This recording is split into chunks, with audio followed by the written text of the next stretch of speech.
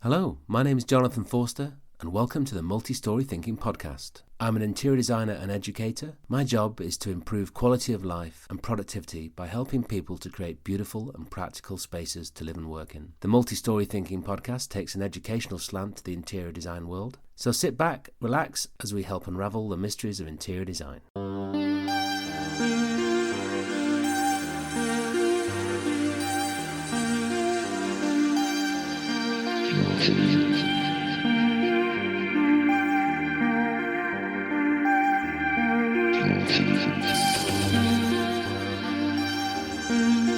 In this episode, we meet Julienne Webster from Industry Publicity. Julienne specialises in PR for the design world and has represented clients including Viaduct and Foscarini.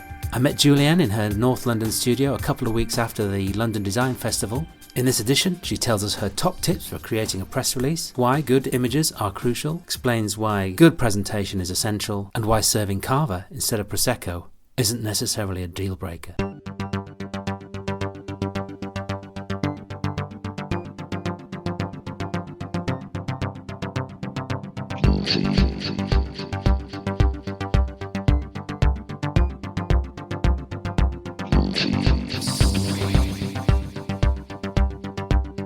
What is PR? Well, it's a very good question. And are you doing PR then? Is that what you're doing? Public Industry relations. Publicity, it all marketing. comes under the same... It's related to marketing. So I suppose that we support marketing campaigns or sales drives. I mean, that's about the nub of it. Yeah. We're a device that helps companies promote themselves. So however they do it. So it could be... I mean, we specialise in design for interiors and architecture and all things related to the built environment. But PR exists in every discipline that you can possibly think of. Across the whole spectrum. Yeah, and then you get people that are very specialist in maybe architecture and only do architecture. And then you get people who do the other end of the scale, music, fashion. How did you get into the design end of it then? It was slightly more than a chance meeting with someone who is still a client to this day. I was working in arts PR and I met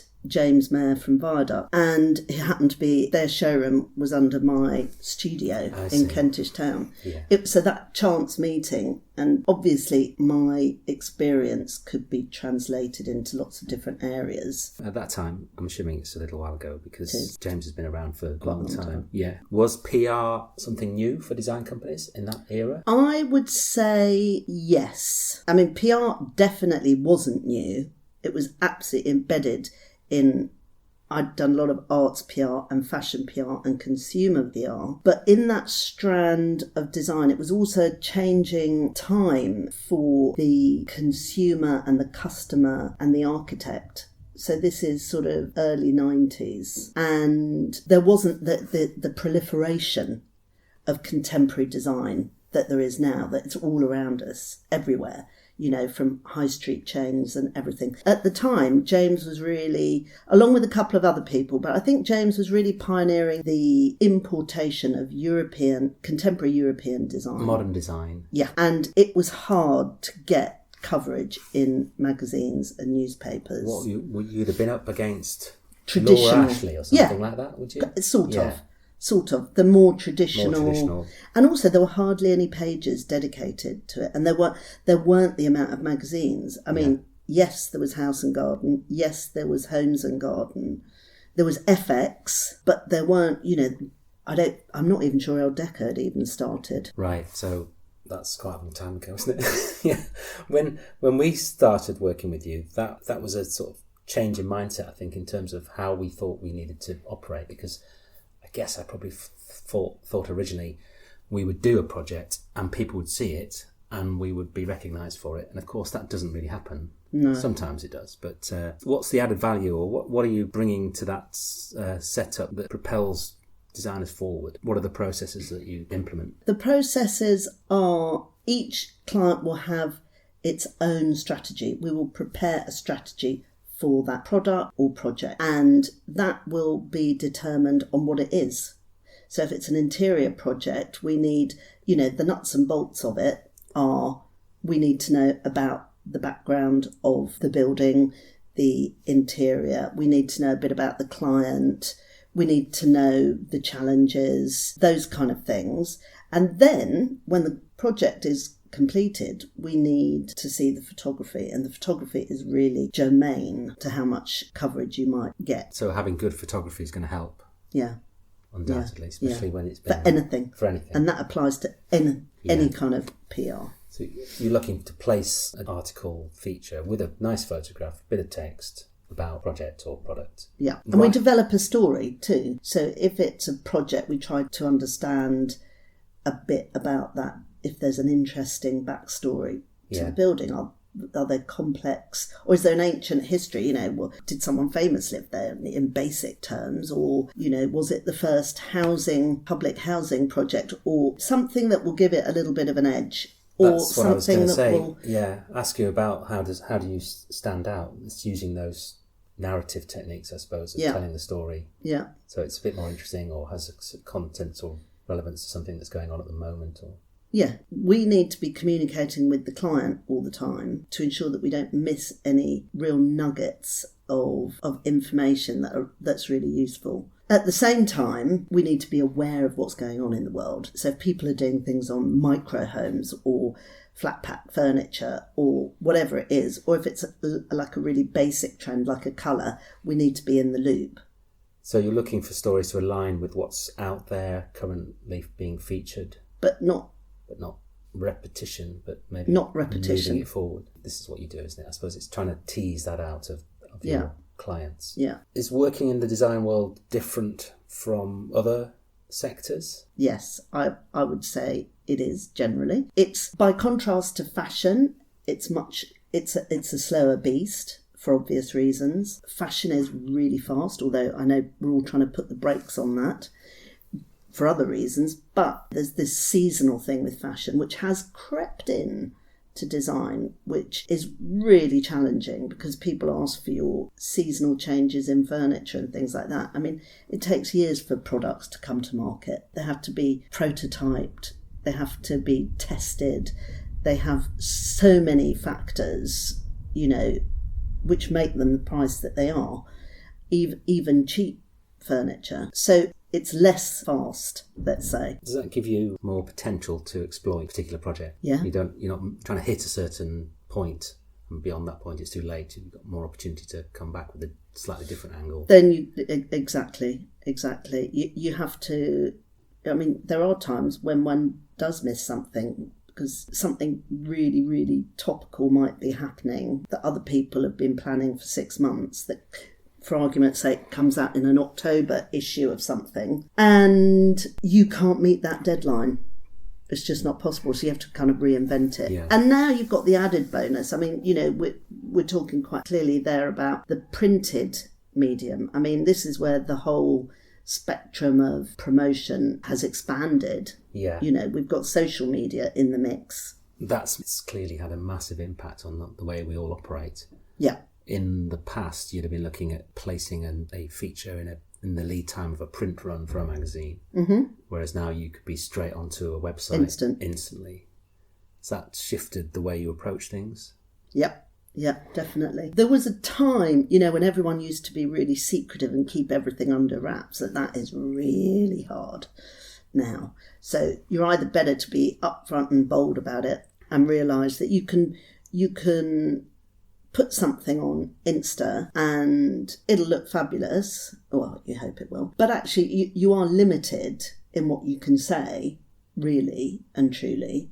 So you look for other mediums to, if it's a really good story and you've got so much to say and beautiful pictures and whatever it is, a whole process. If it's a product, maybe the process, is it glass? Is it hand-blown glass? Is it hand-woven? Is it hand-tooled? Or an interior project that might have 5 or 10 rooms. One small image on Insta or even a carousel of images, even a short film, isn't going to be enough. No, so what does that do? What's the purpose of that? Because I know last couple of weeks ago, 100% Design, you were doing bits of Insta, posting stories around events. Mm-hmm. What's the function of that? We find you get some traction in terms of maybe visitors to an exhibition or to an event. It will kind of, along with doing other things, it will combine to create interest in your client's products or projects. Especially during the London Design Festival or similar, when there's so much going on, how do you put your head above the parapet to get noticed? Is it about who you know, who you must know the editors and all the feature writers? Is that about making those personal connections? It is. We're doing PR 365 days a year kind of thing, as much as a designer is designing 365 days a year. So our expertise is in our contacts and our ability to think creatively, or our ability to understand what our clients need to sell their product, whatever their product is. Just going back to our experience of working with you, I think that moment when we got the article in The Guardian, the magazine, was really amazing, because suddenly the phone didn't stop ringing. And though we'd had really good experience of working with you prior to that and afterwards, it's that one event that seems to stand out just because it was so monumental, down to luck or timing or right project in the right place, project, right time. Possibly, because there was the backstory to that was that refurbishment had been done in the world's first public social housing estate. And it was in The Guardian, who passionately believe in social housing. So part of the challenge with you is to place or create the context of the story and then find the person or the location best suited. And sometimes it's not just about that. Sometimes that's a very strong example of PR absolutely working brilliantly. And other times it's a drip feed. So people will see, like Viaduct, they'll see the name over years and years and years and years. Sofas here, chairs there, lights there, profiles, exhibitions, events. And there's a certain trust that goes with that. Or they see a certain style and people pull out pages and keep them for years and then say, believe it or not, they sort of say, right, when I move, I'm going to get that sofa. Your lookbook. I'm going to get that dining table, and that's what they do. I mean, the flip side, obviously, with someone like Viaduct, is they're also working with the contract market. You'll be looking at different events then for a company like Viaduct. The day-to-day general kind of, like you say, drip feed of information, but then also specific events where you want to focus attention. Mm-hmm. That's part of an overall strategy, I guess. Yeah. Do you find it difficult to convince people to go for their longer term view of it? What do people come to you expecting? As in terms of potential clients? Well, it breaks down into different types of people. So you've got people that have got a clear idea of what PR means to them and how it might work for them. And therefore they're instantly or immediately invested in the process, and they see you as part of their extended team. And you work closely and you develop ideas and that's how it works. And then other people come, and some people have never used PR before and they're apprehensive about what it might mean. People have had different experiences and they come to you with all their different experiences. And it's sometimes one type of client is a better fit than another, and or their requirements are different. Is there advice on what clients need to do before they come to see you? That's a good question. Well, I suppose the one thing is to make sure that they've either looked at your website or they followed you on Instagram and thought they like what they see, and then looked at who your clients are and are they people that fit with what you do. Yeah. I mean, generally, that's how it would work. Do you think you've got a certain, thinking of the word style or an ethos, how you approach PR that comes through that's different from other companies? I haven't really thought about that. Does that come through in the... I think it does come through. I don't think there are very many unique PR companies, if I'm honest. I think everyone's doing the same thing but packaged in a different way. And some people will go for company A over company B because they just got on better. Yeah. Right? So it might be a simple case. I think I'd like to have what they call in the advertising business, which is less used in PR, but is the sort of chemistry meeting. Yeah. So you've got to have a feel for whether it's going to work. On a personal level. On a personal level, because to maximise the opportunities. As I said right at the beginning, you have to have a relationship. You've got to get that information. If you're never going to have a relationship with that client because something's just not there, it's probably not going to work. And, we're a small company, so therefore it's very personal. And in larger agencies, the same probably applies, but you're maybe dealing with a bigger team. I think that's quite nice about having seen you operate, is that you are, what I would say, maybe hands-on. You're there at the events, you know and can talk to people about the product, and you've got a team of helpers, of course. That package of, like, that personal touch seems to be quite important, rather than you being sitting at the top of a big tree with loads of account managers. Yeah, it's totally how we operate. Yeah. That's our ethos. PR is a broad church, but so you have to go and find the one that suits you best. What sort of events do you support then typically for a client? We met the other week at an opening of a product launch. Yeah. What are the avenues of PR are you working on with different clients? Obviously, there were many different things going on during London Design Festival, so different exhibitions in different places, and a lot of hard work and time is invested by the client into those exhibitions, to pull off really beautiful installations, and then you've got the trade show element. So clients that were, this year I had a couple of clients at 100% Design, and there's other shows too, of course. And it's managing their expectations, helping them, supporting them, trying to get press along to their stand, working with the PR for the show always helps, working together with other agencies. So, and then coming up in the next few months, we've got, next week is Decorex, which of course is a more, let's say, traditional textile based, although it's not totally, show. We have a rug client there, we're supporting them on that. We've then got a Japanese bathroom client, and we've got the launch of a new product in a couple of weeks, followed by the launch of a brand new furniture company at the end of November that are launching into the market. So we're helping them with that. And they've all got shared similarities, but they're all distinctly different. Rugs to bathrooms to furniture. But there is a crossover. They are interested in the specifiers, the architectural interior designers coming to their stand, as well as press coverage. Those are established companies. What about people setting up, or students? What are the sort of ideas or tips, if you like, on how to engage in PR, marketing? Yeah, I do.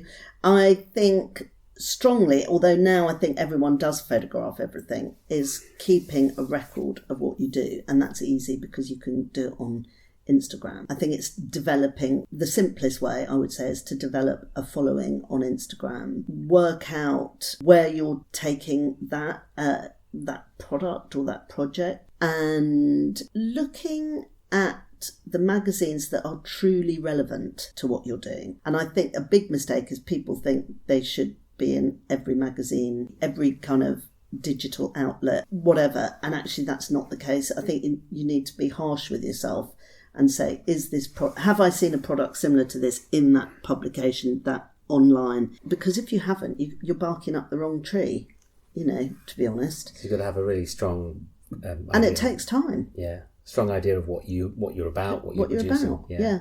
And be very thorough about your presentation. So the people that I've seen do so brilliantly, from someone that really pings out at me, having seen their career grow exponentially, is someone like Benjamin Hubert, who I saw him when he did a graduate installation at 100% Design, God knows how long ago. I was knocked out by his graphic design, his photography. It was absolutely professional. Is that going to help? You're talking about building a group of followers, being noticed by your presentation or your products. That's going to help ultimately with recognition down the line, isn't it? So people are more aware of you because you've come to light through various different platforms, social media, for example. So it's really focusing on being consistent about how you present yourself. Consistent. So you start to be recognised. So whether you're trying to sell your stuff directly, maybe you've got your own platform for sales, or whether you're trying to attract a manufacturer to look at your work with a view to them producing it. They're both viable options. So I think the consistency factor is really, really important. You can do that yourself to a certain extent, can't you, through social media and even, I suppose, sending off press releases. Do people still write press releases and send them off? People definitely write press releases, yes. How do you make it easier for someone to feature you, or is there no easy way? Well, I'm not sure if there's an easy way. You know, there are many, many good designers out there who could make more of their work by presenting it in a particular sort of way. And it takes time. But even if you make your goal to get to under the nose of one editor that you respect, that should be your goal, because it's time consuming and it's hard. And I suspect the hardest thing of all, and for anybody, which is partly why they use PR as well, is the PR is their voice, a trusted voice that can talk about the client in the third person and wax lyrical about the product, the project. And that's really hard to do. From your own perspective. There are a few people that can do it. Yeah. But it I'd say on the human scale, that's quite hard. That's a really useful thing, because I think lots of people are guilty of underselling themselves. Yeah. You can go in there and pitch whatever it is at the right level to the right people with confidence. Yeah. And that is about, I think that comes as part of the package of the presentation. If you're confident about your presentation, your product goes without saying. You've got to be confident about that. And you've hit all the right kind of, you know who you want to target that product at and why. So if you know it's a contract chair, take it, put your contract head on, go to FX, go to One Office. And they've got both of them do wonderful things for emerging designers. I think they will respond. Yeah. But and that press release, or that doesn't have to be something arduous. It could be in point form, or get someone to check it that that it sounds right. What do you need to have in a press release then? The classic things are who, what, when, where, how, why. If you can answer those questions very simply, then you've got your press release. Okay. And your contact details. Nice photograph, contact details. Yeah. Less than a page. Absolutely. And you don't have to torture yourself over that. Yeah. Good images will speak volumes, and then they just want to know who's done it. I say why, because that's kind of, or who's it aimed at, when was it done. They don't really want old stuff. Mm. They want new stuff. How did you make it? How was it produced? What are the materials? The really salient points of why you've arrived at that.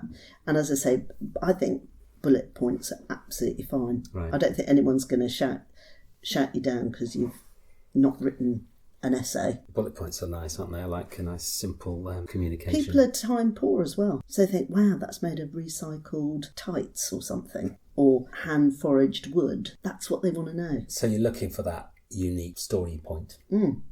Don't think it's not interesting, it is. Yeah, someone will be interested in hand-foraging wood. What are the big PR mistakes? God, how long have you got? Not hiring you. Oh, well, that's number one. I think the big mistakes is the wrong product to the wrong person. Yeah. Serving Prosecco instead of Cava? Not the crime of the century. No. Depends who your client is, I suppose. I think people take all that on the, take that with a pinch of salt, really. Yeah. I think the important things are your hard collateral, really. So I'd say integrity should be the main thing. How do you, I'm just thinking about scheduling, how do you 100% design, London Design Week last week, everything's on at the same time, and it's a bun fight, isn't it, trying to work out who you'd want to go and see. Is there any way of avoiding that, or what? No.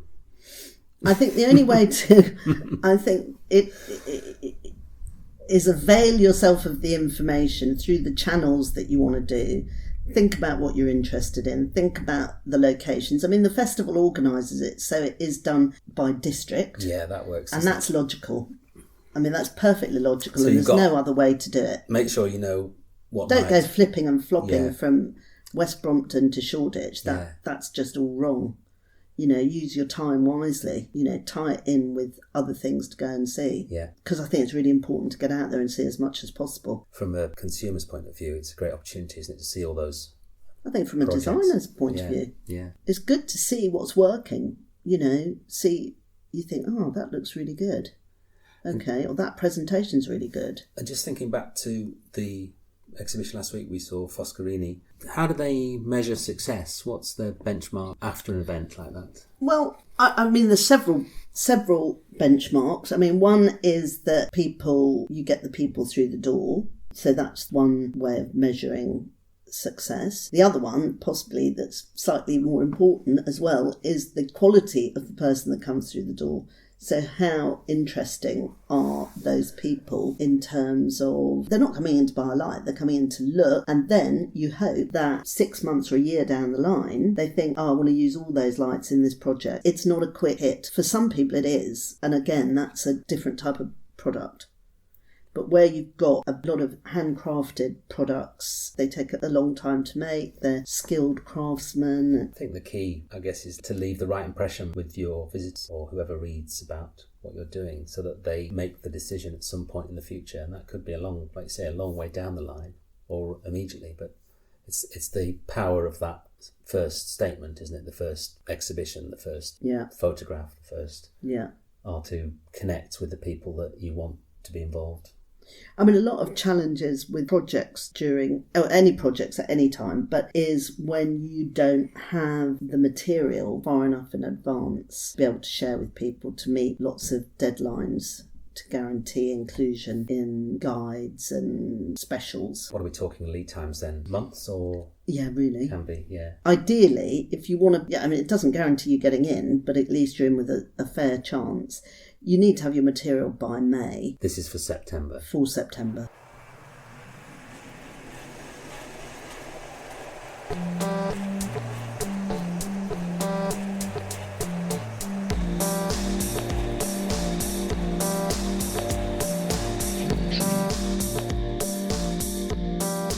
Thanks very much for Julienne for taking the time to speak to me. Julienne represents a wide range of design companies across the interior design and architecture sector. There's a link to her website in the show notes. She emphasises quite starkly the importance of being prepared and lead times, and in particular having really good photography. You're as good as your last project photograph, and you need to really focus on creating really nice photographic images of your products and spaces. The importance of social media, we're all becoming much more aware of that, and it's something we encourage our students at the University of Plymouth to develop from their first year, using Instagram and documenting the process of their project work. There's a link to Benjamin Hubert's website. His company Leia are a multidisciplinary design agency with some really nice looking work. Have a look at that. Julienne mentioned the project featured in The Guardian, which was a refurbishment of a flat in the Boundary Estate in Shoreditch. Boundary Estate is one of the first social housing estate built in London. There's a link on the show notes to some images on our website where you can see how we tackled the refurbishment of the space. If you want to know how we can help you transform your home into a space that reflects the way you want to live, then get in touch. Next up is Adam Parsons. He's an architect and a surfer, and he'll be introducing us to one of his projects, The Wave, which is a surf centre near Bristol. I'm slightly understating the revolutionary design and concept of this space. Tune in next week to find out more.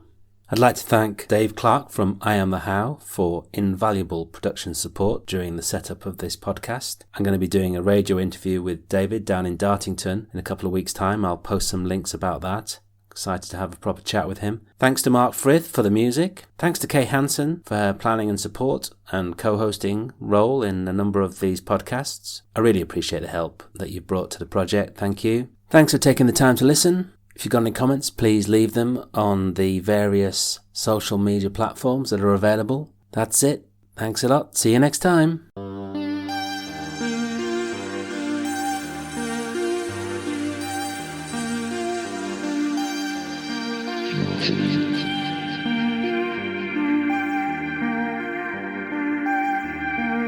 Jesus.